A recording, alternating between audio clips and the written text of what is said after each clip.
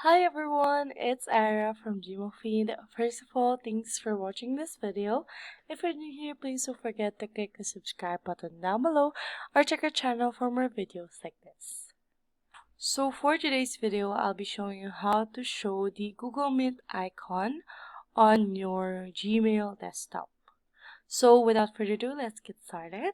The first thing that you'll need to do is go to the settings. This is the first method, the most easiest one. So just go to this apps in Gmail, then click customize.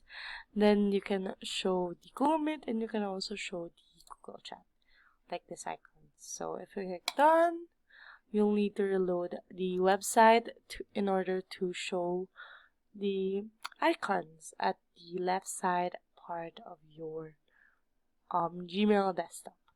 Then the second method is going to all settings. It's loading, and you can see here the chat and meet part. You can turn on the Google Chat and also show or hide the meet section.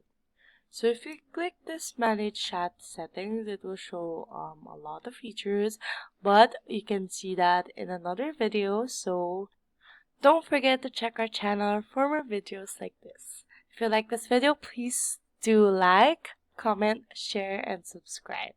See you on the next one. Bye!